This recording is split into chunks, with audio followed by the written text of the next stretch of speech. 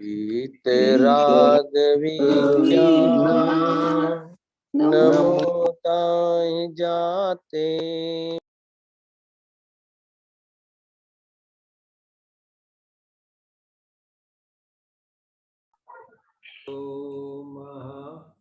ग्रंथ करन को कान जा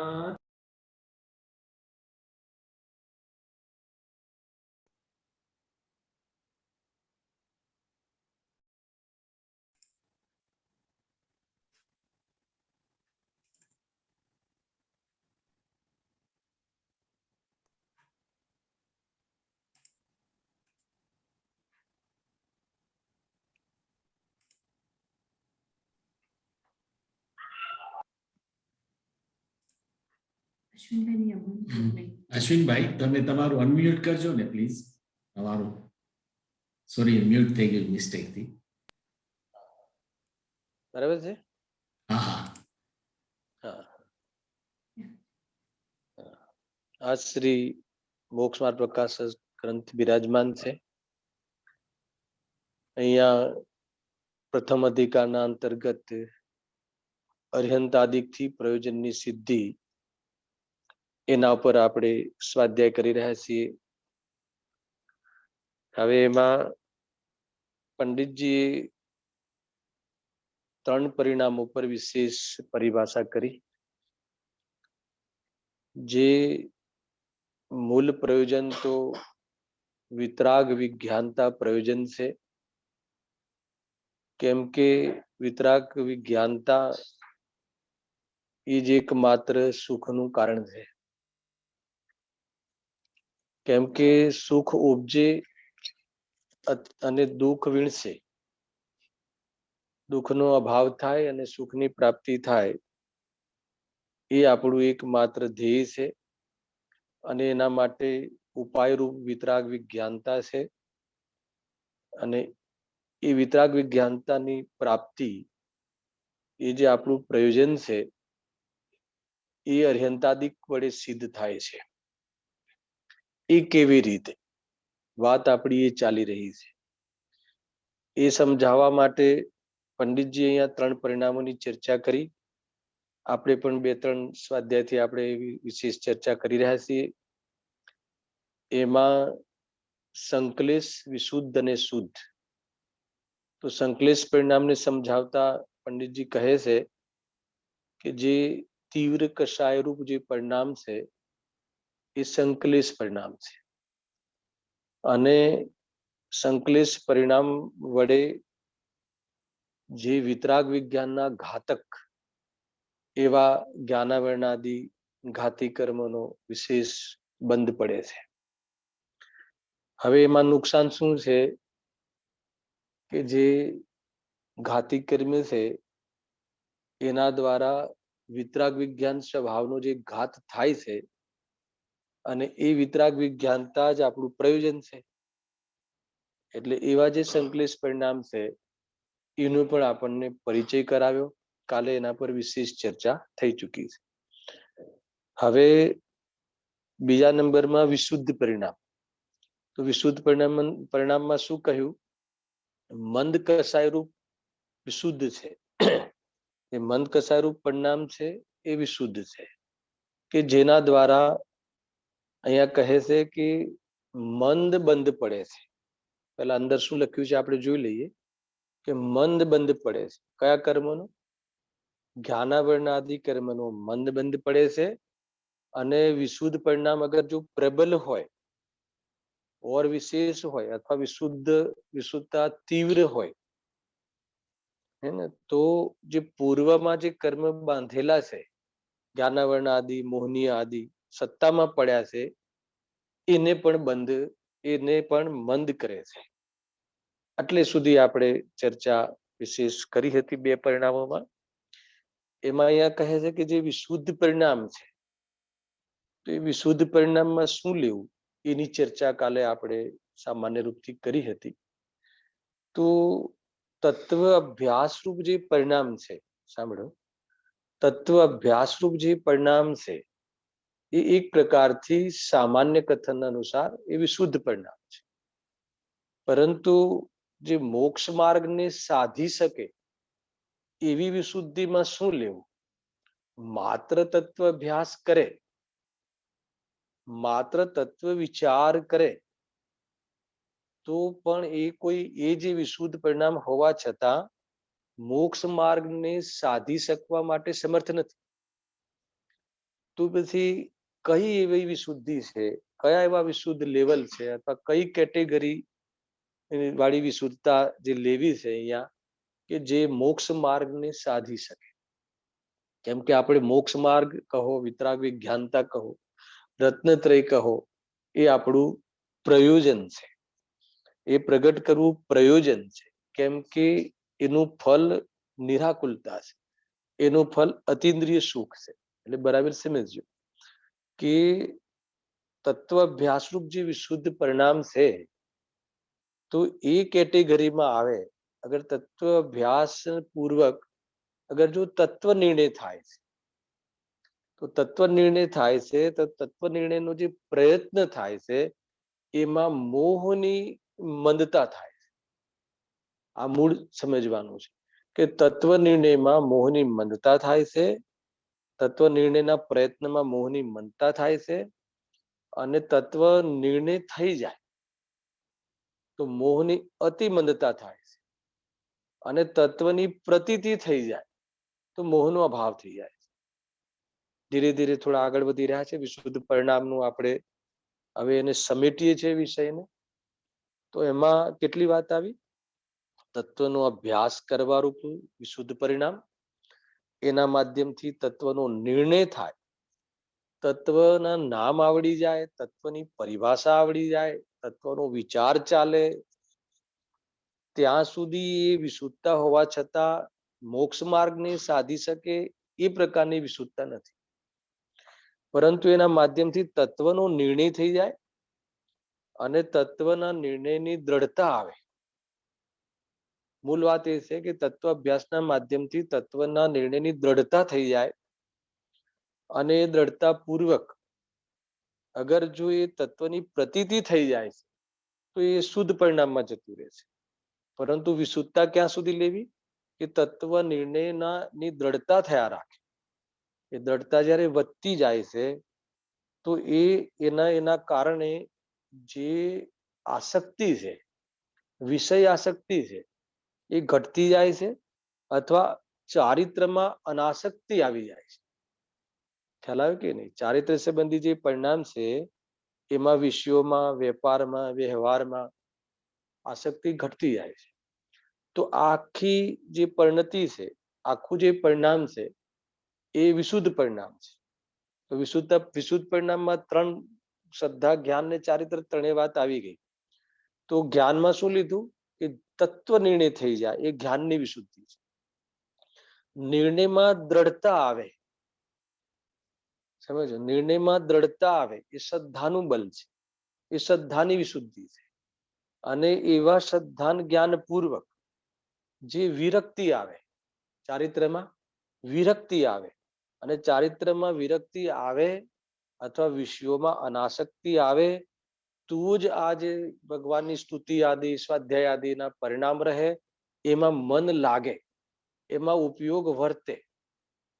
પરંતુ એમાં ઉપયોગ વર્તે એની સાથે સાથે જો શ્રદ્ધા જે છે, અભિપ્રાય જે છે, જે આપણું જે માન્યતા જે છે, એ માન્યતા, જે સાચી માન્યતા, પુરુષાર્થ જે છે, પેટનો પુરુષાર્થ છે, એમાં વલણ વધે, તત્વનું વલણ વધે, સત્યનો પક્ષ વધે એક. અને જે ખોટી માન્યતા છે એ ઘડે, ખોટી માન્યતા ઢીલી પડે. ટૂંકમાં એમાં ભેદ જ્ઞાનનું પોષણ કરવા વાળી પ્રવૃત્તિ થાય, જેને આપણે અભ્યાસરૂપ ભેદ જ્ઞાનમાં લીધું હતું. તો આને વિશુદ્ધિ કહે છે.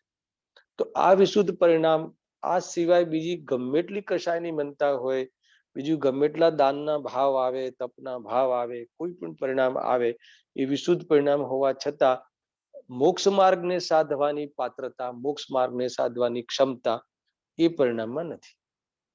મોક્ષ માર્ગ સાધવામાં તો આ એટેચમેન્ટ, જે તત્વ અભ્યાસ દ્વારા તત્વ નિર્ણય થઈ એમાં જે એટેચમેન્ટ ઢીલી પડે તો પછી જે પરિણામોમાં જે એટલું બધું અનાસક્તપણું આવી જાય છે, ભોગવાદીમાં રસ ઘટતો જાય છે, એમાં આકુલતા ભાષિત થાય છે, એ પરિણામોમાં બાહ્ય પરિણામોમાં પોતાનું કામ સધાય એવું ભાસતું નથી.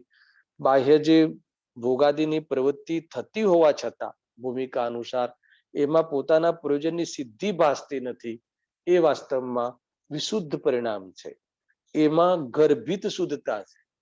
એટલે કઈ વિશુદ્ધતાને ગર્ભિત શુદ્ધતા કહેવાશે અથવા કઈ વિશુદ્ધતા મોક્ષ માર્ગને સાધી શકે, એની ચર્ચા આપણે અહીંયા કરી. એટલે આપણે આપણા જીવનમાં આનો વિચાર કરી શકીએ કે જે બી આપણે તત્વનો અભ્યાસ કર્યો હોય, 7 તત્વનો, જૈન સિદ્ધાંતોનો, ક્રમબદ્ધનો, એને ઉપાદાન નિમિત્તનો, ષટકારકનો, જે બી સિદ્ધાંતો છે, એ સિદ્ધાંતો દ્વારા જે આપણને સારા જગતમાં જે કાર્યો થઈ રહ્યા છે, આપણા જ્ઞાનના જ્ઞેય બને છે, એમાં આ સિદ્ધાંતોનું જ આપણને સરળ લાગે, આ સિદ્ધાંતો જ પ્રૂવ થાય કે જેના કારણે આપણી કર્તાપણાની, ભોગતાપણાની, એકત્વની, મમત્વની અને એટેચમેન્ટ ઢીલી પડે અને ખરેખર જે સાચી શ્રદ્ધા છે, જે વસ્તુ જેવી છે એવી માનવાની જે શ્રદ્ધા છે, તો એ માન્યતા જે છે એ શું થઈ જાય? દ્રઢ થાય.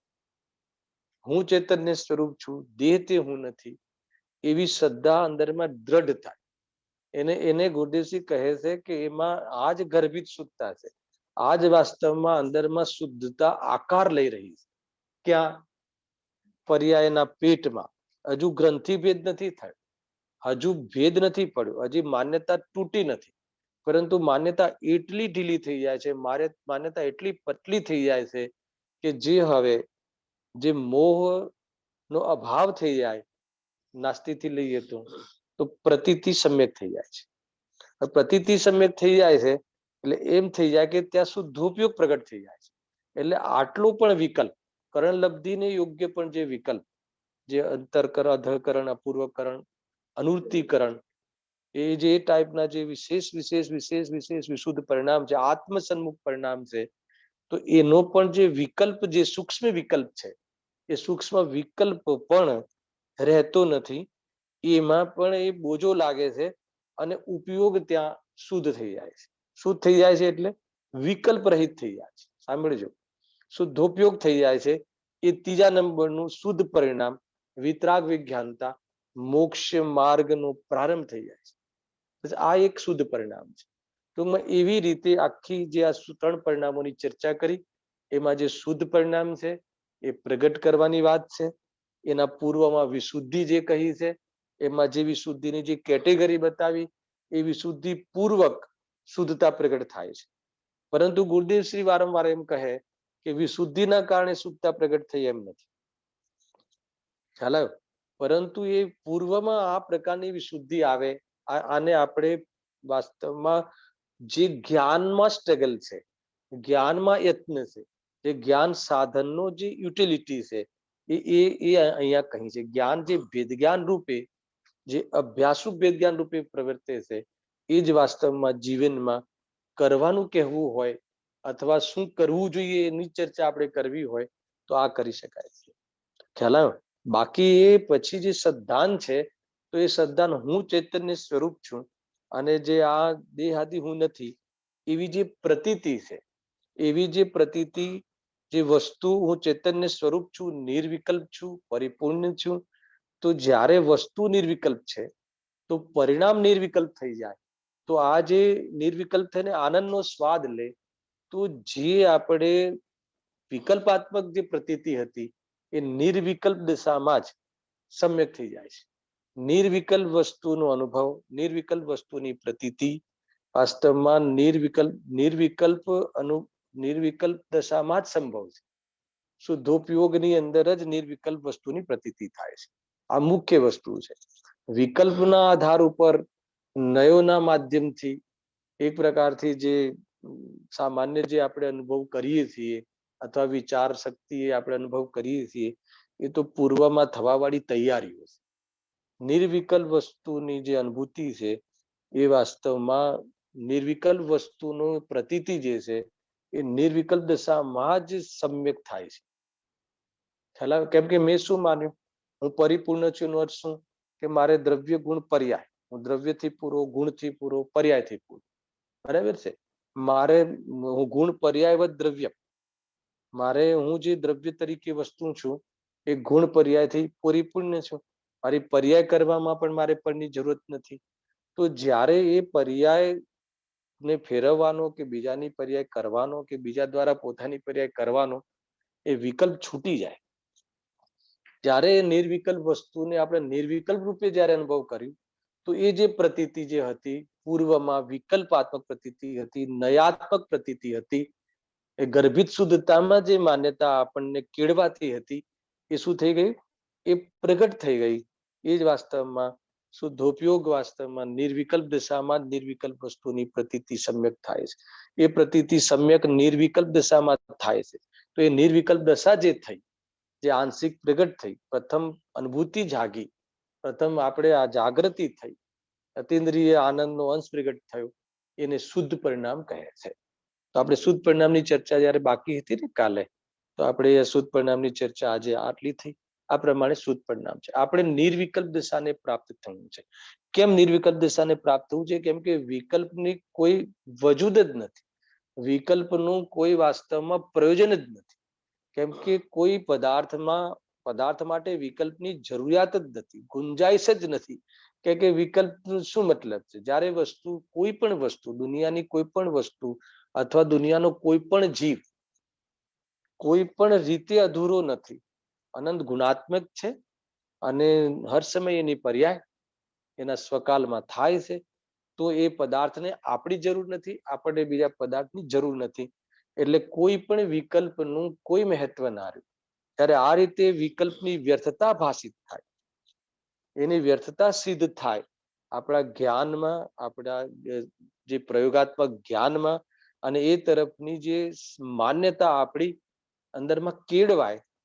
અને જ્યારે એ પ્રતીતિ સમ્યક, તો ત્યારે જ કહેવાય કે જ્યારે કોઈ પદાર્થ, હર પદાર્થ નિર્વિકલ્પ છે, કોઈ વિકલ્પની જરૂર જ નથી. મારે ટકવા માટે, સુખી થવા માટે, પરિણમવા માટે મને મારા વિકલ્પની જરૂર નથી, એટલે વસ્તુ નિર્વિકલ્પ છે. તો જ્યારે નિર્વિકલ્પ થઈને નિર્વિકલ્પ વસ્તુનો અનુભવ સંભવ છે. એટલે જો પર્યાયની અંદર નિર્વિકલ્પ થઈ જાય, તો એ જે પ્રતીતિ છે કે હું પરિપૂર્ણ છું, હેને, તો એ પ્રતીતિ સમ્યક થઈ કહેવાય. તો એવી જે પ્રતીતિ સમ્યક થાય છે શુદ્ધોપયોગના કાલમાં, નિર્વિકલ્પ દશામાં, એ પરિણામ, એ રત્નત્રયનું પરિણામ, નિશ્ચય રત્નત્રયનું પરિણામ શું કહેવાય છે? શુદ્ધ પરિણામ કહેવાય છે. ખ્યાલ આવી ગયો આટલો? તો આ રીતે 3 પરિણામોની ચર્ચા અહીંયા એક પ્રકારથી પૂરી થઈ. હવે આપણે ત્રીજા પરિણામ વિશે પંડિતજી અહીંયા શું લખે છે એની થોડીક આપણે અહીંયા વાંચન કરી જો. હવે હા, વિશુદ્ધ પરિણામ વડે મંદ બંધ થાય છે. વિશુદ્ધ પરિણામ પ્રબળ હોય તો પૂર્વના તીવ્ર બંને પણ મંદ કરે છે, બરાબર. તથા શુદ્ધ પરિણામ વડે બંધ થતો જ નથી, બરાબર છે. જ્યારે નિર્વિકલ્પ દશા થઈ, જ્યારે વિશુદ્ધિ, પૂર્વમાં જે વિશુદ્ધિ હતી, એ પેટની અંદર જે વિશુદ્ધિમાં જે શુદ્ધતાની તૈયારી થતી હતી, તો એ શુદ્ધતા ફાટી નીકળે છે, પ્રગટ થઈ જાય છે, અથવા એ વિતરાગતા રૂપે પ્રગટ થઈ જાય છે. અર્થાત તો કોઈ પણ વિકલ્પ ન રહે એ પ્રમાણેનો ઉપયોગ રહે છે, હેને. વિકલ્પ રહેવાનું કોઈ કારણ જ બનતું નથી, વિકલ્પ થવાનું કોઈ કારણ જ નથી. એ છે ને વિશુદ્ધિમાં એ તૈયારી હતી, જે ભેદજ્ઞાનના બલથી જે નક્કી કરી વિશુદ્ધિમાં, જે વિશુદ્ધિની ચર્ચા ઘણી થઈ ચૂકી ને, કેવી રીતે વિશુદ્ધિ આવી એમ. તો જ્યારે ભેદજ્ઞાનના બલથી એ તત્વ અભ્યાસ દ્વારા તત્વ નિર્ણય થયો, તત્વ નિર્ણયની દ્રઢતા વધી, અને તત્વ નિર્ણયની દ્રઢતાના કારણે બહારના કોઈ બી પ્રસંગોમાં ઉપયોગ રમે નહીં, ચોટે નહીં, આસક્તિ વધે નહીં, અનાસક્તિ પણ આવી જાય. અને આ પૂર્વમાં આ જ્યારે પ્રવૃત્તિ થતી હોય છે, એના તુરંત બાદ, કરણલબ્ધિ આત્મસન્મુખ પરિણામ કહ્યા. ખ્યાલ આવ્યો કે નહીં? સમ્યક સન્મુખ મિથ્યા દ્રષ્ટિ કહ્યું એને, એ જીવને. તો એના તુરંત બાદ જે નિર્વિકલ્પ દશા થાય, ખ્યાલ આવ્યો? તત્વના દ્રઢતા સંબંધી પણ જે વિકલ્પ જે છે પોષાતો નથી, બરદાસ્ત થતો નથી, તો વિકલ્પ જ નથી રહેતો. તો એવો જે ઉપયોગ, એવું જે જ્ઞાનનું પરિણમન, કે જેમાં કોઈ વિકલ્પ જ ના હોય અને જ્ઞાન. આ તમારે પરિણતિને સમજવું પડશે. શુદ્ધોપયોગને શું કહે છે કે જ્ઞાન તો હોય પરંતુ વિકલ્પ ના હોય. જ્ઞાન તો કરે પણ વિકલ્પ ન કરે, અને જ્ઞાન તો કરે પણ કશાય ન કરે. ખ્યાલ? તો એવો જે ઉપયોગ, એ જો એક શુભ ઉપયોગ, જે ઉપયોગમાં શુભ વર્તાય છે, અશુદ્ધ ઉપયોગ, જે ઉપયોગમાં અશુભ વર્તાય છે કે શુભ વર્તાય છે, અશુદ્ધ ઉપયોગ, પણ જે ઉપયોગમાં ન શુભ છે કે ન અશુભ છે, પણ ઉપયોગ છે. તમે સમજો, આ વસ્તુને સમજવી જરૂરી છે કે શુદ્ધ પરિણામ એટલે શું? શુદ્ધોપયોગ, વિકલ્પ રહિતનો ઉપયોગ, વિકલ્પ રહિત વસ્તુના જ્ઞાનનો વ્યવસાય. હવે તમને એવો પ્રશ્ન થશે કે હવે અહીંયા કોનું જ્ઞાન થતું હશે? આ શુદ્ધ પરિણામમાં કોનું જ્ઞાન થતું હશે? શુદ્ધ પરિણામ કહો, શુદ્ધોપયોગ કહો, ખ્યાલ આવે કે નહીં? નિર્વિકલ્પ દશા કહો, નિર્વિકલ્પ સમાધિ કહો, નિયમ સારના અંતર્ગત. ખ્યાલ આવે? તો આ જે શુદ્ધ ઉપયોગ, એટલે ઉપયોગ તો છે પરંતુ શુદ્ધ છે. તો અશુદ્ધતા શું હતી? પાપ પુણ્ય ભાવની અશુદ્ધતા હતી, શુભાશુભ ભાવની અશુદ્ધતા હતી. તો એ શુભાશુભ અશુભ તો રહ્યો નહીં. પૂર્વમાં વિશુદ્ધિ હોય છે, તો વિશુદ્ધિ બી અશુદ્ધતા હતી, એ સૂક્ષ્મ અશુદ્ધતા હતી, એ પણ ટળી જાય છે. તો ઉપયોગ કેવો થઈ જાય છે? શુદ્ધ થઈ જાય છે. નિર્વિકલ્પ પહેલા સમજાવ્યું, હવે એ જ વસ્તુને શુદ્ધ ઉપયોગ સમજાવ્યો. તો કે ઉપયોગ તો રહે છે, જાણવા રૂપે તો પરિણમે છે. હવે કોને જાણે? પ્રશ્ન એ આવે છે. ઘણા કહે કે ખાલી આત્માને જ જાણે, હે, થોડુંક આની ચર્ચા કરી લઈએ. કોઈ કહે કે ફક્ત આત્માને જ જાણે. અહીંયા કહે છે કે ફક્ત આત્માને જાણે એમ નહીં, જે પણ એની પર્યાયની યોગ્યતા હોય, કર્મની ઓરથી લઈએ તો જ્ઞાનાવરણીય કર્મનો જે ક્ષયક્ષમ હોય, એના નિમિત્તથી એ પર્યાયની જે એ સમયે જાણવાની જે પદાર્થની જ્ઞેય બનવાની યોગ્યતા હોય જ્ઞાનમાં, એ પદાર્થ ઝલકે. સમજમાં? જાણવાની જે પદાર્થને જાણવાની યોગ્યતા હોય જ્ઞાનમાં, એ વખતે એ પદાર્થને જાણે. તો પછી ઉપયોગ શુદ્ધ શું છે? અરે જાણવું એ તો શુદ્ધતા જ છે, પણ કસાય સહિત જાણવું એ અશુદ્ધતા છે. પણ રાગ દ્વેષ રહિત જાણવું એ શુદ્ધતા છે. ખ્યાલ આવ્યો? પદાર્થને જાણે અને એ જે શુદ્ધોપયોગ છે, એનો પૂર્ણ વિકાસ થાય છે ત્યારે સકલ ગે જ્ઞાયક, હે ને? અહીંયા તો જે એની ક્ષયોક્ષમના અનુસાર, કર્મ જ્ઞાનાવરણીય કર્મના ક્ષયોક્ષમના અનુસાર અને એ સમયની વર્તમાન જ્ઞાનની પર્યાયની યોગ્યતા અનુસાર એમાં પૂદગલ પદાર્થ બી જાણવામાં આવે. તો ખાલી એકલો જ આત્મા હોય છે એનો જ શું? કે એકલું જ્ઞાન જ હોય છે. જ્યારે શુદ્ધોપયોગમાં એકલો આત્મા જ હોય છે, એનો અર્થ કે એકલું જ્ઞાન જ હોય છે. એકલું જ્ઞાન હોય છે એનો અર્થ શું? કે ત્યાં જ્ઞેયાકાર નથી હોતા એમ નહીં, પદાર્થોનું જાણવું નથી હોતું એમ નહીં. એકલું જ્ઞાન હોય છે એટલે ત્યાં કશાય હોતી નથી, હે ને? જો બે વસ્તુ હોય, બે વસ્તુ શું? રાગ અને જ્ઞાન બે હોય તો ઉપયોગ અશુદ્ધ થઈ જાય છે. પણ એકલું જ્ઞાન હોય અને રાગ ના હોય, એનું નામ એકલો આત્મા. ખ્યાલ આવ્યો? એનું નામ એકલો આત્મા હોય. પણ એકલું જ્ઞાન હોય એટલે રાગ રહિતનું જે જ્ઞાન છે, કશાય રહિતનું જે જ્ઞાનનો વ્યવસાય છે, એને શુદ્ધોપયોગ કહે છે. અને એ જ શું શુદ્ધોપયોગ પૂર્ણ વિકાસને પામે તો બધા જ જ્ઞેયોને જાણે. બધા જ જ્ઞેયોને જાણવાની એક સમયની જ્ઞાનની યોગ્યતા એ કેવલ જ્ઞાન છે. ત્રિકાલવર્તી પદાર્થોને ત્રિકાલવર્તી પર્યાય સહિત, એને પરથી પૃથક પોતાનામાં રહીને આનંદમાં રહેતું જાણે, એનું નામ શું છે? શુદ્ધોપયોગ, કેવલ જ્ઞાન, શુદ્ધ પર્યાય, એ જ વાસ્તવમાં સ્વભાવ પર્યાય એ છે. તો આવી રીતે આખી આ શુદ્ધ પરિણામને કહ્યું. હવે વાત એ છે, અહીંયા સુધી તો પંડિતજીએ અહીંયા જે પોતાના પ્રયોજનની સિદ્ધિ, વિતરાગ વિજ્ઞાનતાની આ પૂર્ણતા થઈ ગઈ, એને અનંત ચતુષ્ટય પ્રગટ થઈ ગયું. તો આપણા પ્રયોજનની સિદ્ધિ પણ અગર જો આ દશાને પ્રાપ્ત થવું હોય તો વિતરાગ વિજ્ઞાનતા પ્રાપ્ત કરવી જોઈએ. આ રત્નત્રય જે કહ્યું ને શુદ્ધ પરિણામ, એ પ્રાપ્ત કરવું જોઈએ. તો એ પ્રાપ્ત કરવા માટેનો ઉપાય શું છે? એ અર્યંત આદિક દ્વારા કેવી રીતે પમાય, એની ચર્ચા હવે પ્રારંભ કરે છે.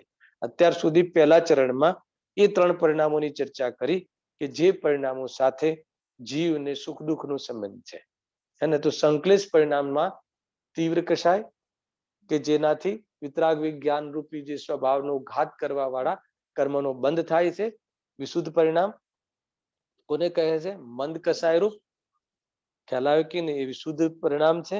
અને જો એ પ્રબલ હોય, વિશુદ્ધતા પ્રબલ હોય, તો જે સત્તામાં પડેલો જે તીવ્ર બંધ છે એ પણ મંદ કરે છે. અને એ કાલમાં અગર અભ્યાસ કરે છે, એ કાલમાં તત્વ અભ્યાસ કરે છે, માત્ર સ્વાધ્યાય નહીં, શિક્ષા નહીં, તત્વ અભ્યાસ કરે છે, વેદજ્ઞાન રૂપથી તત્વ અભ્યાસ કરે છે.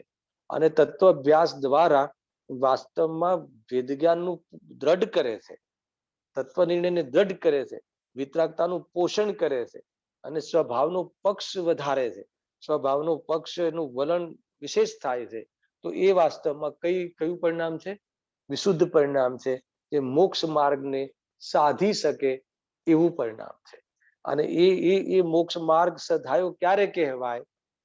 મોક્ષ માર્ગ સધાયો ક્યારે કહેવાય? કે જેવું વસ્તુનું નિર્વિકલ્પ સ્વરૂપ છે એવી પરિણતિ નિર્વિકલ્પ થઈ જાય, ત્યારે એ જે વિશુદ્ધિમાં જે એની વિકલ્પાત્મક પ્રતીતિ હતી, ગર્ભિત શુદ્ધતામાં જે એની માન્યતા પક્ષવાળી હતી, સ્વભાવના પક્ષવાળી, એ સમ્યક થઈ કહેવાય. એના પહેલા સમ્યક થઈ કહેવાય નહીં. એ ગર્ભિત શુદ્ધતા સુધી નામ પામે છે. પરંતુ આખી 3 પરિણામની મેં ફરીથી સંક્ષિપ્ત ચર્ચા હમણાં 2 મિનિટમાં કરી. ખ્યાલ આવ્યો કે નહીં? આ વસ્તુને તમે વારંવાર જો અગર વિચાર કરશો તો ક્યાંય ને ક્યાંય તમને એમ ક્લિક થશે કે આપણે ઉપાય શું કરવો? ઉપાય એક જ કરવો. અગર કદાચિત અહીંયા સુધી કાંઈ ખબર ના પડી હોય, હે ને હરેશભાઈ? ખ્યાલ આવે શું કહું છું? કે બહુ પકડાઈ ના હોય વાત, તો એક જ વસ્તુ છે કે જે પહેલા દિવસે મેં સ્થાપના કરી હતી, કે જે અભ્યાસરૂપ વેદ જ્ઞાન છે એ બહુ મહત્વનો પ્રયોગ છે. કે આપણે અભ્યાસ ભણીએ તો બહુ છીએ, આપણી શિક્ષામાં તો બધું આવી ગયું છે, આપણી ધારણામાં ઘણું બધું છે, પરંતુ એના એપ્રોચમાં ના આવે. અભ્યાસમાં લેવું એનો અર્થ કે આપણા જીવનમાં એ વસ્તુ ઘટિત થાય અને એ વાત આપણને સત્ય ભાષે, અને સત્ય ભાષે સત્યની સિદ્ધિ થાય. હર સમયે આપણું તત્વ જ સિદ્ધ થાય. End of the scene. કોઈ બી ઘટના જીવનમાં, કોઈ બી ઘટના એટલે ઉદય, જીવનમાં કેવો પણ ઉદય આવે, રોગનો, નિરોગતાનો, ગરીબીનો, અમીરીનો, જે બી આવે, એની અંદર જે એન્ડ ઓફ ધ સીન આપણું તત્વ સિદ્ધ થાય કે નહીં. શું છે કે બહારમાં આનંદ હોય જ ના શકે. ખ્યાલ આવ્યો? અને એના લક્ષથી જે રાગ થાય છે એની પૂર્તિમાં ક્યારે બી જીવને આનંદ મળે જ નહીં, આકુરતા જ મળે. એ રીતે રાગ આકુરતા રૂપે સિદ્ધ થાય, પ્રૂવ થાય પોતાના સદ્ધાન જ્ઞાનની અંદર. કયા સદ્ધાન જ્ઞાન? વિકલ્પાત્મક સદ્ધાન જ્ઞાનની અંદર. તો એનો સ્વભાવનો પક્ષ, આકુરતા રહિત સ્વભાવ એને પસંદ પડવા લાગે છે. આકુરતા રહિત સ્વભાવ એને એ સંબંધી એને સ્વીકાર થતો જાય છે. માન લો કે તમને કોઈ બી દાન આપવાનો ભાવ આવ્યો, એ ભાવમાં પણ તમને આકુરતા નક્કી થઈ, એનો અર્થ એ થઈ ગયો કે દાન આપવાના ભાવથી રહિત જે સ્વભાવ છે એ નિરાકુર સ્વભાવનો આપણને પક્ષ છે. ખ્યાલ આવ્યો? આમાં એક હરીશભાઈ, આ ચર્ચા મેં બહુ પહેલા કોઈ જગ્યાએ કરી હતી, મલાડમાં કદાચિત, હે ને? તો એ વખતે એક ભાઈ એ મને પ્રશ્ન કર્યો કે તમે જે પણ કહો છો એ વાત અમને બુદ્ધિના સ્તર પર બેસે છે, એ વાત અમને સ્વીકાર પણ થાય છે, પણ ભાઈ ઘરે તો જ્યારે બી કોઈ બી એવી જાતિનો પ્રસંગ બને છે, બાળકો સાથે કે જે પણ કુટુંબીઓ સાથે કે મિત્રો સાથે કે ઓફિસમાં સ્ટાફ સાથે, તો કે ક્રોધ બહુ થઈ જાય છે. સાંભળજો, હું તમને આનો એક પ્રયોગ બતાવું. કે કસાય થઈ જાય છે, એમાં ગુસ્સો આવી જાય છે, એમાં એ બધું બહુ થઈ જાય છે. તો મેં કીધું કે એમાં પ્રોબ્લેમ શું છે? સાંભળજો, આનો પ્રયોગ બતાવું છું. પ્રોબ્લેમ શું છે? હું એમ કહું છું કે તમને સૌ પહેલા એમ કીધું, ગુસ્સો કેમ ના આવવો જોઈએ તમને? ગુસ્સાનો અભાવ, ક્રોધનો અભાવ તો કયા સ્ટેજ ઉપર થાય છે? ખ્યાલ આવે કે નહીં? એ તો આખી શ્રેણીઓમાં એનો અભાવ થાય છે, મૂડી જીવનમાં એનો અભાવ થાય છે. તો તમે ક્રોધ આવી જાય છે એની ચિંતા શું કામ કરો છો? પણ તમને આ ક્રોધ આવી જાય છે, ભાઈ અમને ક્રોધ આવી જાય છે, એનો અર્થ એમ થયો કે તમને ક્રોધ પસંદ નથી, તમને ક્રોધાદી કશાય પસંદ નથી. એનો અર્થ કે તમને એનો અભાવ પસંદ છે. એનો અર્થ કે એના અભાવ પૂર્વકનો જે સ્વભાવ છે એનો તમને રસ છે. તો તમે આને પોઝિટિવ કેમ નથી લેતા? ખ્યાલ આવે કે નહીં? ખ્યાલ આવે છે હરીશભાઈ મારો હું જે તમને કહું છું ટોપિક? સંભળાય છે? પ્રફુલભાઈ, હેલો, બરાબર ખ્યાલ આવે છે હું જે કહું છું કે એ મેં એમ કહ્યું કે ભાઈ આપણે તરત જ આપણે એને સરેન્ડર થઈ જઈએ છીએ કે મને ક્રોધ તો આવી જાય છે. હું તો કહું છું તમને ક્રોધ આવી જાય છે એનો અર્થ કે તમને એ ક્રોધ જરૂરત નથી, એ ક્રોધને તમને એક્સેપ્ટ નથી. તમે જ્યારે તમે એક કમ્પ્લેન કરી કે ભાઈ આટલું સાંભળ્યા પછી પણ ક્રોધ આવી જાય છે, એનો અર્થ કે તમને ક્રોધ જોઈતો નથી. હવે ક્રોધ જોઈતો નથી એનો અર્થ કે તમને એનો પક્ષ નથી, એનો અર્થ કે તમને એના ભાવરૂપી સ્વભાવને તમે ઝંખો છો, એનો અર્થ કે તમને અંદર ક્યાંય ને ક્યાંય તમારી જે ધારણા જ્ઞાનમાં સ્વભાવની જે વાત હતી એ તમને રૂચવા લાગી છે. તમે આને પોઝિટિવ કેમ લેતા? જ્યારે તમારી કમ્પ્લેન એમ થાય છે કે ભાઈ મને આ ક્રોધ જોઈતો નથી, ખ્યાલ આવે કે મને ક્રોધ થઈ જાય છે, આ ક્રોધ કેમ થઈ જાય છે? એનો અર્થ કે તમે ક્રોધ ચાહતા નથી. અને ક્રોધનું ન ચાહવું, ક્રોધ આદિ પ્રત્યે પ્રેમ ન રહેવો, એ વાસ્તવમાં ગર્ભિત શુદ્ધતાના અંતર્ગત થવા વાળી વિશુદ્ધિ. ક્રોધ થઈ જાય છે એની ફિકર નહીં, પણ ક્રોધ થઈ જાય છે એને તમે એ ક્રોધ થઈ જાય છે તો એ વાંધો નહીં, એ ઉપાદેય છે અને આટલો તો ક્રોધ હોય જ, ક્રોધ તો હમણાં તો થાય જ, એવી રીતે તમે પક્ષ ન લેતા. તમે શું નક્કી કર્યું? ખ્યાલ આવે કે નહીં? તમે એમ નક્કી કર્યું કે ક્રોધ કેમ થાય છે? એનો અર્થ કે મને ક્રોધ મને નથી ચાલતો, મને ક્રોધને વશ થઈ જાઉં છું, હું ક્રોધાદી ભાવોને વશ ભલે થઈ જાઉં પણ મને ક્રોધાદી જોઈતા નથી. એમાંથી એ સ્વર નીકળે છે, એમાંથી ઊંડે ઊંડે એ અંદરમાં એ ભાવ, એ અભિપ્રાયમાં એ વાત તમારી ખીલી રહી છે, અભિપ્રાયમાં આ વાત પોષાઈ રહી છે. આ પેલું સ્ટેજ ખ્યાલ આવ્યો તમને હરીશભાઈ? હવે બીજું સ્ટેજ શું છે કે તમે એમ કહો કે ચલો એ ત્યાં પણ આવી ગયા.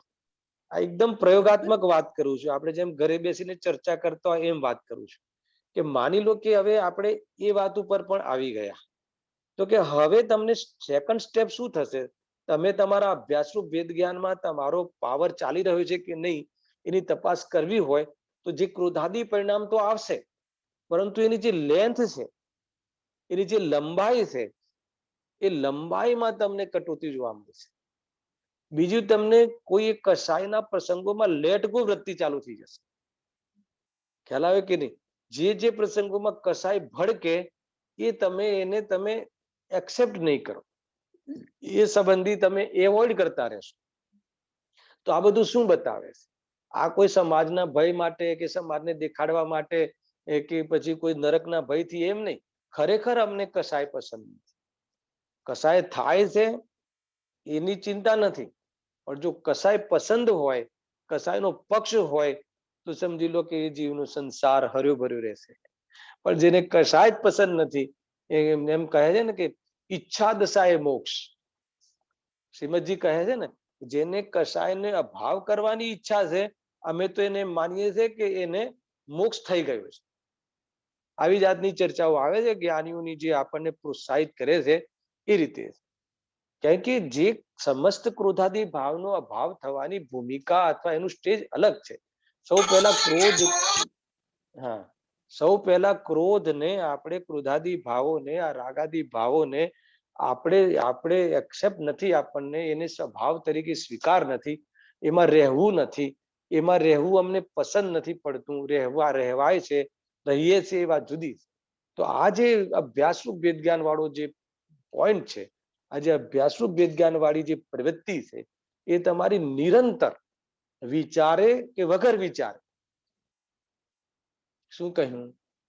વિચાર કરીને કે વગર વિચારે આ નિરંતર ચાલતી હોય છે. એ વાસ્તવમાં એ જીવની વિશુદ્ધિ છે, એ વાસ્તવમાં જીવની મોક્ષમાં જવા માટેની પાત્રતા છે. ખરેખર જીવ વાસ્તવમાં ત્યાંથી એને મોક્ષ માર્ગમાં પ્રવેશ કરવાનો, એન્ટ્રી કરવાનો એક સ્પોટ મળે છે. ખ્યાલ આવે તો કેવી રીતે બનશે? આ ગર્ભિત શુદ્ધતાની ચર્ચા છે. આ નિમિત્ત ઉપાદાન ચિઠ્ઠીમાંની વિશેષ ચર્ચા આપણે લોકડાઉનમાં કરી પણ હતી. ખ્યાલ આવ્યો કે નહીં?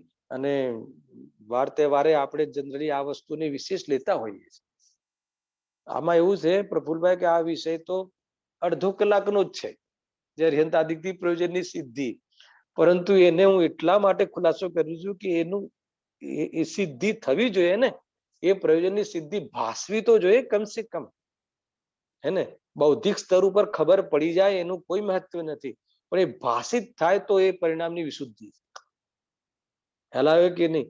જ્યાં આ વિશુદ્ધ પરિણામમાં જે આપણે જે લેવલની વિશુદ્ધિ કહી, અગર એની અંદર આપણને એમ લાગે કોઈ પણ જો આના આના એ રીતે કેવી રીતે કહેવાય. ફિલિંગ જે બે કોમેન્ટ કરો તો. હા બોલો, કઈ છે પ્રશ્ન? કઈ હોય તો પૂછો પ્રફુલભાઈ, આપણે ચર્ચા જ કરી રહ્યા છીએ, હે ને? આમાં હાજી આપણે ફીલ થવું જોઈએ, ફીલ થવું જોઈએ એનું ફિલિંગ. હા ફીલ થવું જોઈએ, હા ફીલ થવું જોઈએ. અથવા એ વખતે આપણને કશાય મટી જશે એ નહીં, કશાય મટાડવા લાયક છે એ વાત આપણને પોસાવી જોઈએ. બરાબર. કશાયનો પક્ષ કોઈ બી રીતે ન આવવો જોઈએ. એ તમારો કશાયનો પ્રસંગ તો આવશે, કશાયો થવાના પ્રસંગ તો આવશે. ક્રોધનો આવશે, માનનો આવશે, માયાનો આવશે, લોભનો આવશે, 5 પાપોનો આવશે. એનો અભાવ મુનિ દશામાં સંભવશે.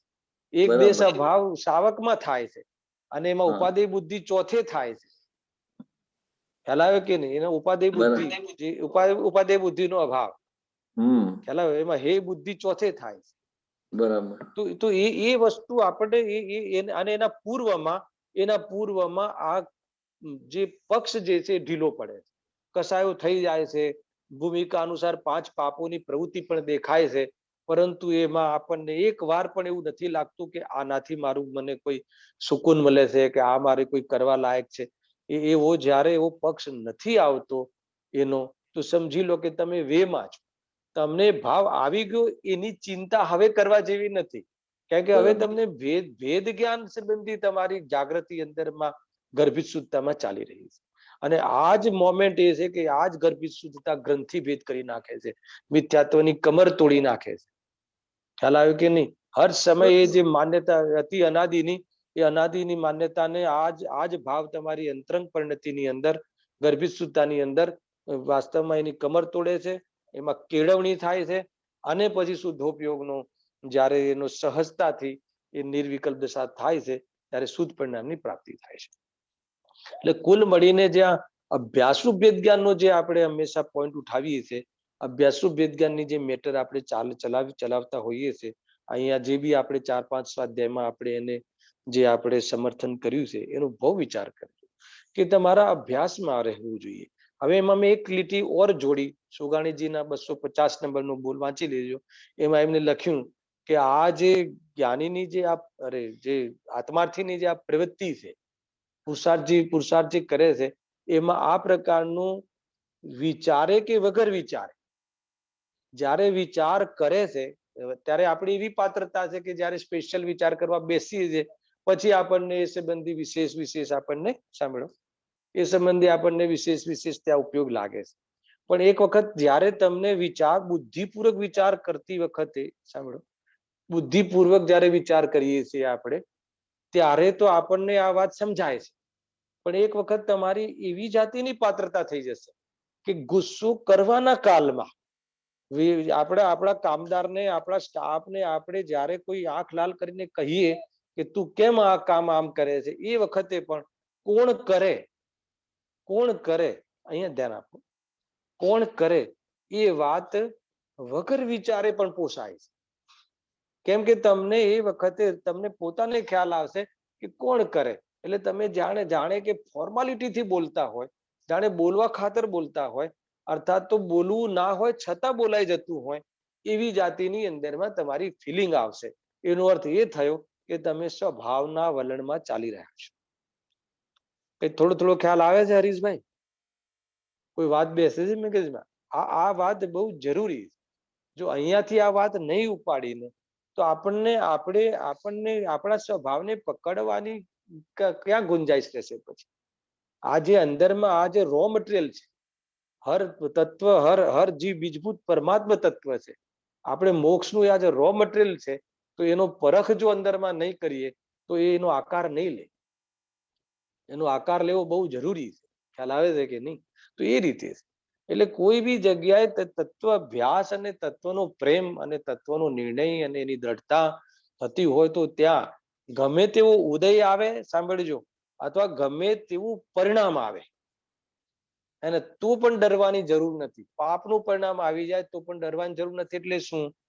કે હું ભેદ જ્ઞાનથી રહિત થવાનું જ નથી. હે પાપ પરિણામ, ભલે તું ઉછળીને આવે છે, પરંતુ મને તારી સામે એને લડવા માટે જ્ઞાનને પ્રેઝન્ટ કરવાની રીત મને ખબર પડી ગઈ હે ને. એટલે હું કોઈ બી રીતે ભેદ જ્ઞાન નો અભાવ, ભેદ જ્ઞાન છોડીશ નહીં, અને નિરાશ થવાનું મારા જીવનમાં મને ખ્યાલ નથી, અને કોઈની આશા મને છે નહીં.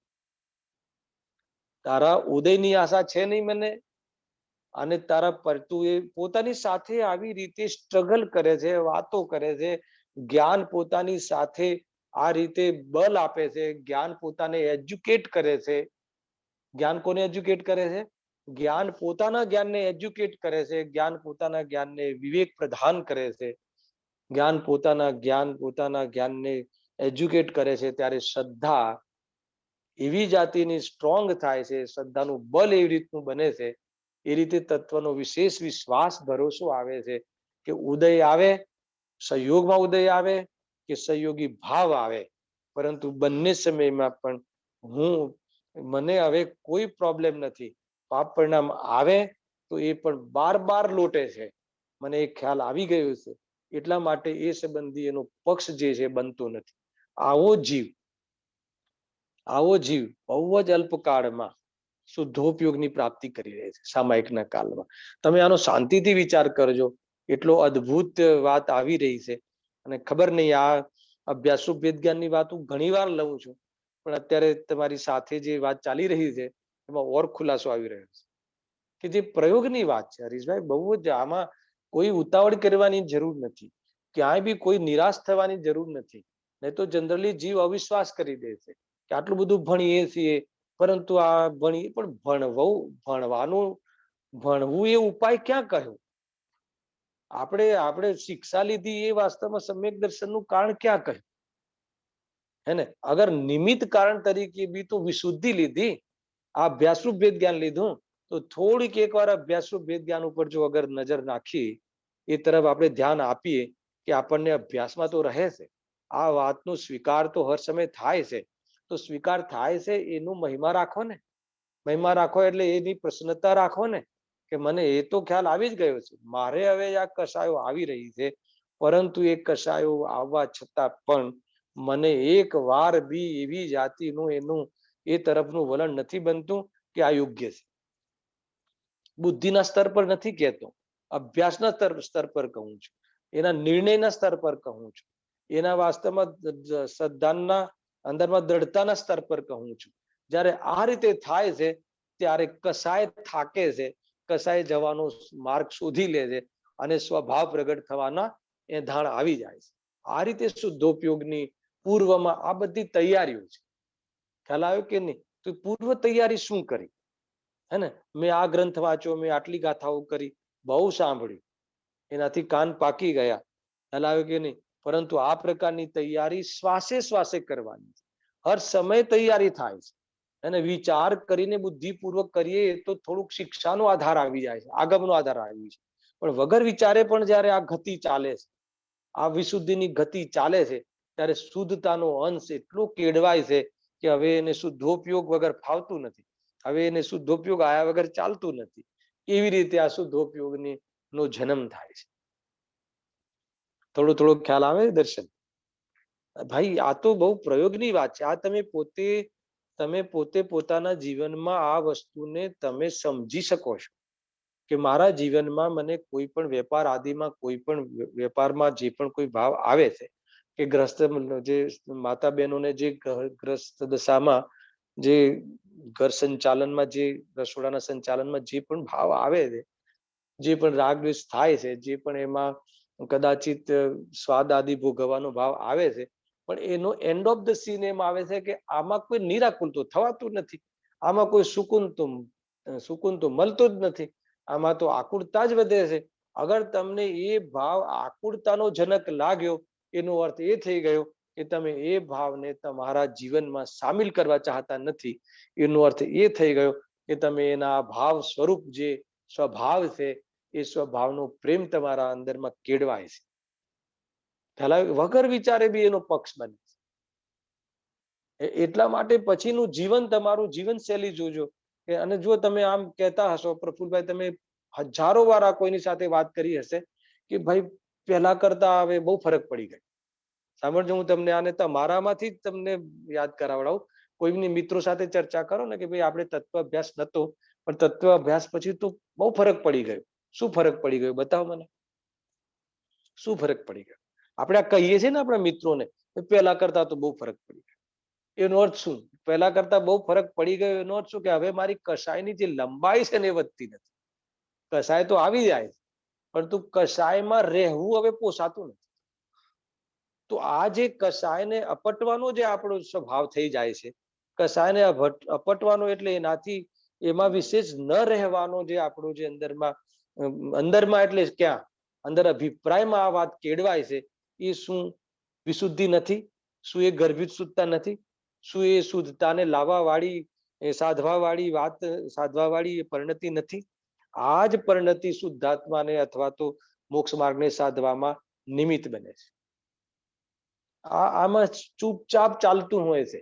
બહારમાં શું દેખાય છે, બહારમાં કઈ પ્રવૃત્તિઓમાં દેખાય છે, બહારમાં તે ગ્રસ્ત જીવનની જે બધી જ પ્રવૃત્તિઓમાં દેખાય છે, જો આ કોઈ સ્વાધ્યાયના સમયમાં વિશુદ્ધિ ચાલવાની વાત નથી. સ્વાધ્યાયમાં તો શિક્ષા લેવાની છે અને એનો પ્રયોગ ફૂટપાથ પર કરવાનો છે. શું કીધું? બહુ સરસ આ ખુલાસો થયો. હા, ખુલાસો બહુ સરસ થયો.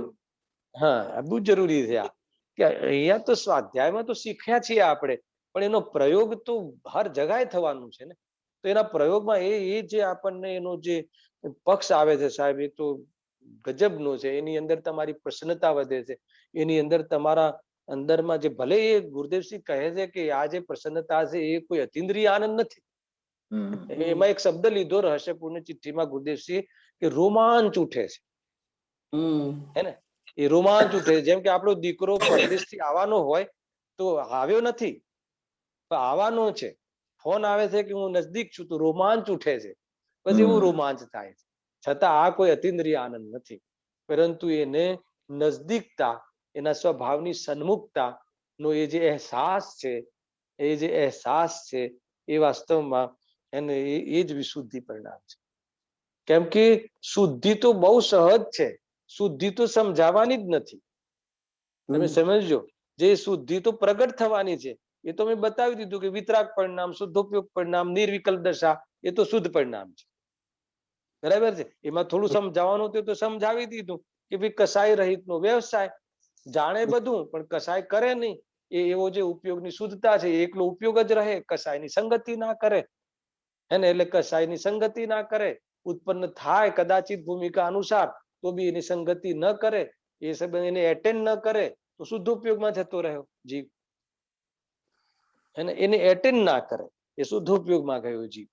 તો એ તો સમજાવ્યું મેં, પણ આ શુદ્ધોપયોગ માટે શું કરવું, એ જે એના માટે આ અભ્યાસ વેદ જ્ઞાન અને આપણે ક્યાં છીએ, વેર વી આર, કે આપણે ક્યાં ઉભા છીએ. સ્વાધ્યાય તો ખૂબ કર્યો, પણ એના અભ્યાસમાં છે કે નહીં, એ સંબંધી આપણને પ્રસન્નતા થાય છે કે નહીં, સ્વભાવ સંબંધી આપણને, આપણા સ્વભાવ સંબંધી શાસ્ત્રમાં જે સ્વભાવ કહ્યો છે એ તો શાસ્ત્રમાં કહ્યો છે બધાના માટે, પણ મને મારા સ્વભાવની એ આ રીતની અંદરમાં ખબર પડે છે, એનો મને સંકેત આવે છે. તો એ જે સંકેત આવે છે એ બહુ જરૂરી છે. અગર એ તમારી, એ માની લો કોઈ કહે કે ભાઈ અમે અહીંયા નથી પહોંચ્યા, કોઈ એમ કહે, એવા જીવની માટે પણ આપણે વાત કરી લઈએ કે અમે અહીંયા અભ્યાસ વિજ્ઞાન સુધી નથી પહોંચ્યા, તો અમારે શું કરવું? તો કહે છે કે એના માટે સત્સંગ કહ્યું છે. એટલે સત્સંગ જ માધ્યમ છે. ખ્યાલ આવ્યો કે નહીં? એ બહુ જબરજસ્ત છે. ચાહે એ પૂજાના માધ્યમથી કરે કે ચાહે કોઈ એને ચર્ચાના માધ્યમથી કરે, પણ એ તત્વનો અભ્યાસ બહુ જરૂરી છે. તત્વ અભ્યાસ પૂર્વક જ પૂજાના માધ્યમથી બી તત્વ અભ્યાસ કરો. એની ચર્ચા આવવા વાળી છે થોડી વાર પછી. આ બહુ સમજવા જેવી વસ્તુ છે ભાઈ. તો આ રીતે 3 પરિણામ જે છે એની જેટલી બી આપણને અપેક્ષિત છે એની ચર્ચા અથવા એનો પરિચય, એ મેં પરિચય કરાવ્યો. તો સંશ્લેષ પરિણામને તો પરિચય કરવાનો મતલબ નહોતો. પરિચય એટલે કે પરિચય એટલા માટે કરવાનો હતો કે એમાં આપણને વાસ્તવમાં વિતરાગ સ્વભાવથી દૂર લઈ જવા વાળા પરિણામ છે. એને તો દિશા જુદી છે. વિશુદ્ધિમાં પણ કેટલાય ભેદ કહ્યા, તો કોઈ એક ભેદમાં આપણે રોકાઈ ના ગયા હોઈએ, અને એટલા માટે મેં અનેક પ્રકારે એના ભેદ કરીને બતાવ્યા. અને જે આ અભ્યાસુ જ્ઞાન વાળી જે વિશુદ્ધિ છે એ વિશુદ્ધિ, હવે એ વિશુદ્ધિમાં તો એનો અર્થ શું છે કે એ સમ્યક સન્મુખ મિથ્યા દ્રષ્ટિની વાત છે. એમાં વાસ્તવમાં આ ભાસ નથી, આ ભાસો તો અહીંયા છે જ નહીં, અને સમ્યક તો પણ નથી. તો શું છે કે તત્વનું પોષણ છે. અગર એ ભૂમિકા જો તમારી તમને ખ્યાલ આવી હોય અને એ ભૂમિકામાં તમે આવ્યા હોય તો સમજી લેવાનું કે તમારું કામ થઈ રહ્યું છે.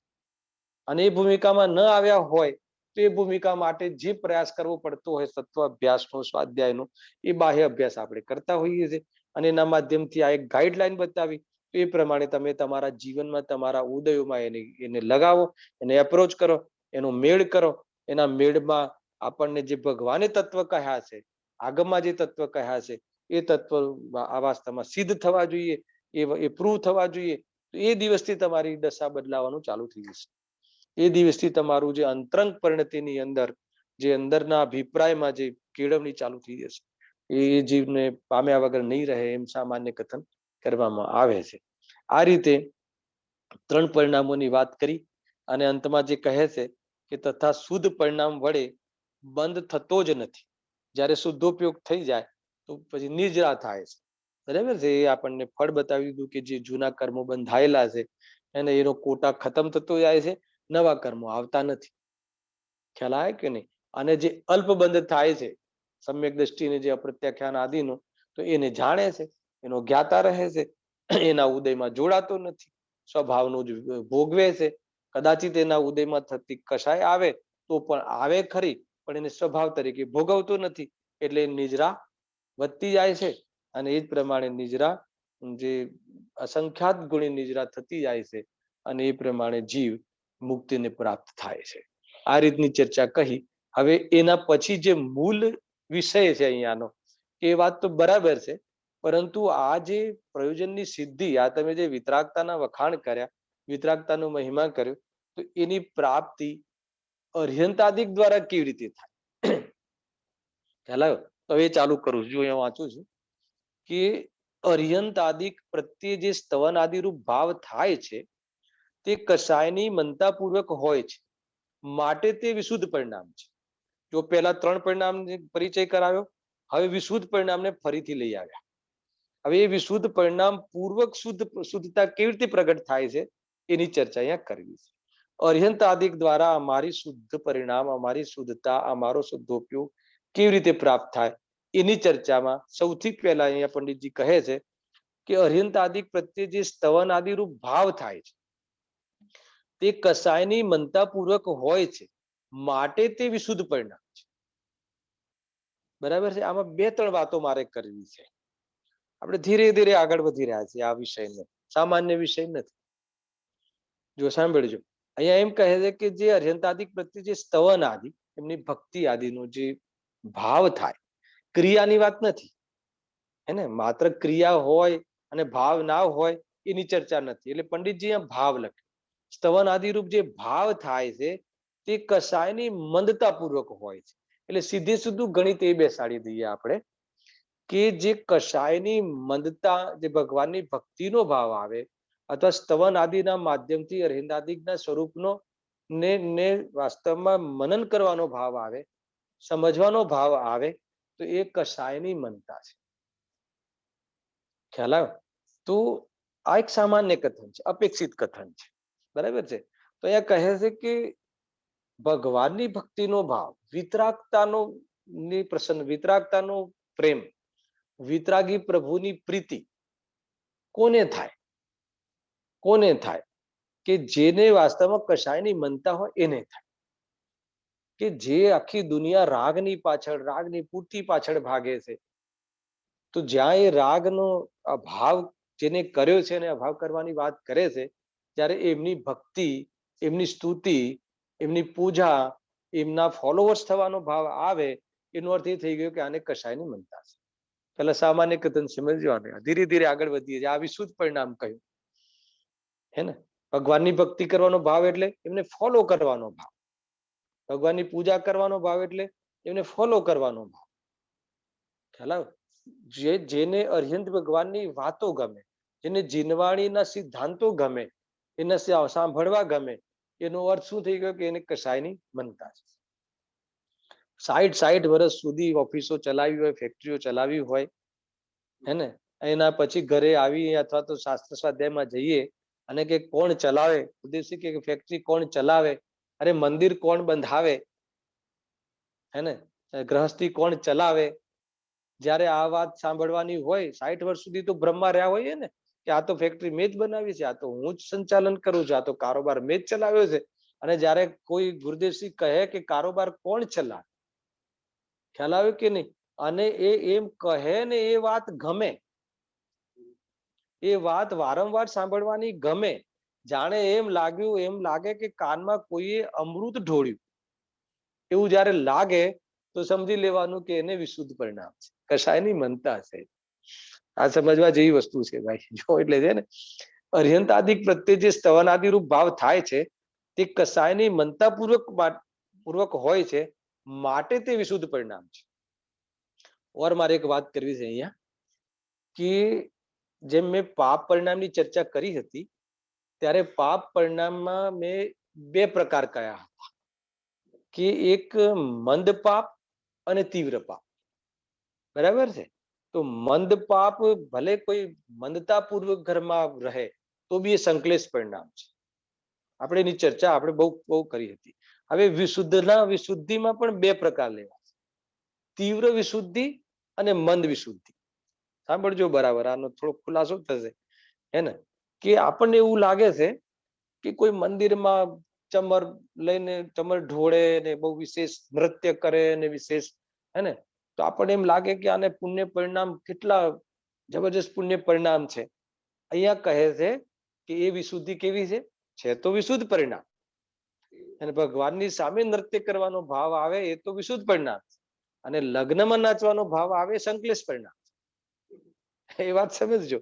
પરંતુ એ જે વિશુદ્ધિ છે એ મંદ વિશુદ્ધિ છે, એ વિશુદ્ધિમાં મંદતા છે.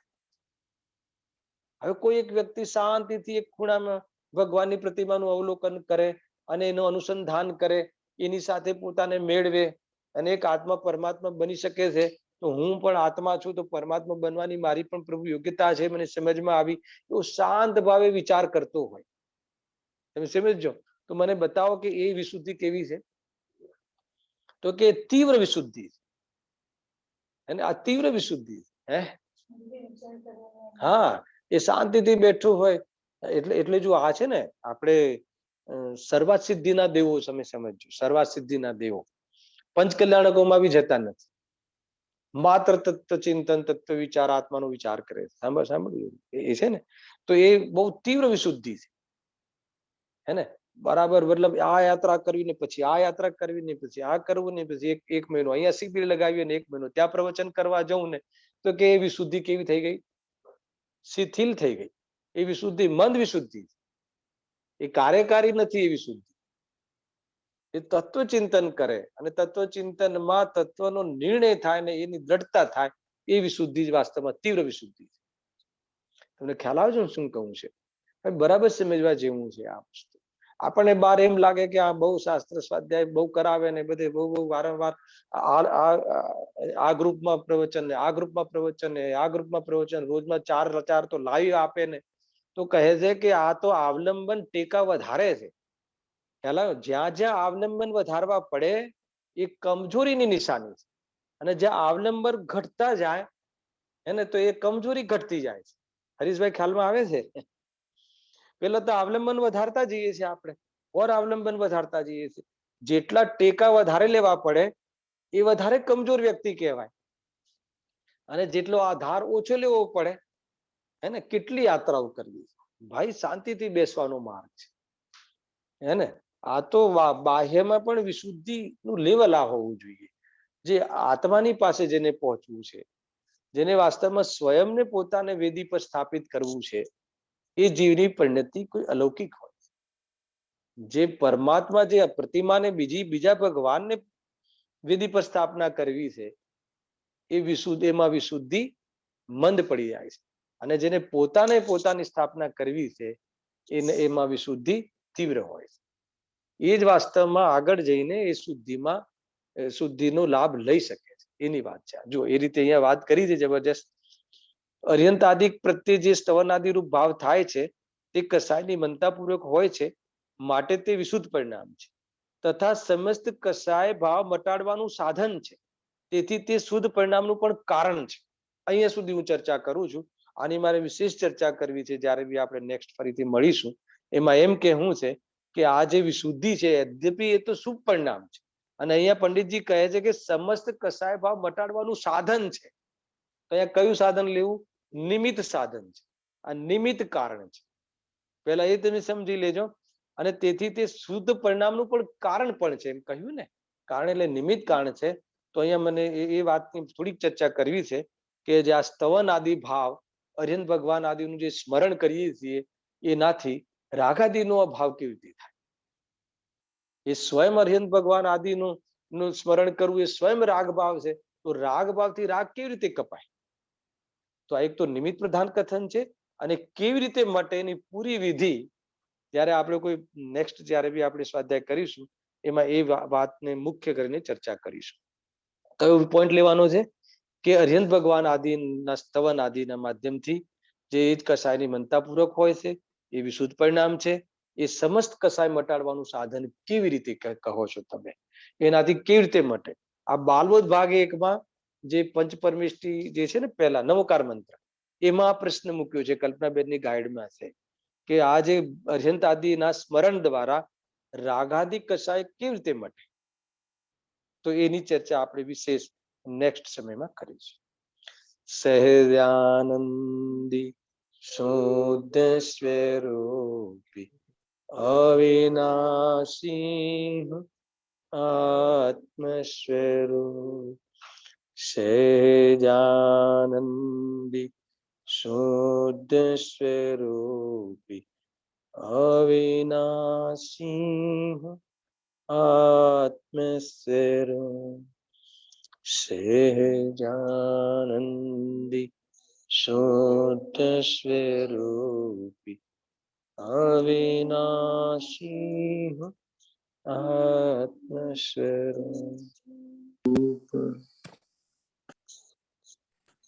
જય જિનેન્દ્ર. જય જય. આપણે નેક્સ્ટ ક્લાસમાં આપણે ક્યારે લેશું? બુધવારે લેશું? આપણે ફ્રાઈડે લઈ લઈશું. ફ્રાઈડે. અચ્છા, ફાઇન, ઓકે. હે ને? ફ્રાઈડે. વિષય થોડો કઠિન પડતો હોય તો પણ આને સાંભળવા જેવો છે, હા, વિશેષ વિચાર કરવા જેવો છે. ના એકદમ બરોબર છે. બહુ સરસ સમજાયું તમે. ઘણું રિફ્રેશ કરાવ્યું, હા, બરાબર. કે પ્રફુલભાઈ જો આને પ્રયોગમાં નહીં લઈએ ને આપણે. હા પ્રફુલભાઈ, આ જે સ્વાધ્યાય છે એ બરાબર છે, અમને બહુ પસંદ પડ્યું છે આ સ્વાધ્યાય. અને થોડીક શંકાઓ હતી કે કેવી રીતે પ્રાપ્તિ થાય એની ઘણી ચોખવટ આ વખતે સાંભળવા મળી મને પોતાને. અને આવતા પ્રોગ્રામમાં વધુ કંઈક સમજવાનું કારણ બને એ ભાવના છે. જરૂર. અને વિશેષ રીતે જ લેશું આપણે, બહુ પ્રયોગમાં લેશું. આપણને વિષય પૂરો કરવાનો કોઈ ગણતરી નથી, વિષયને વિશેષ ઉતારવાની ગણતરી. બરાબર છે. હાજી.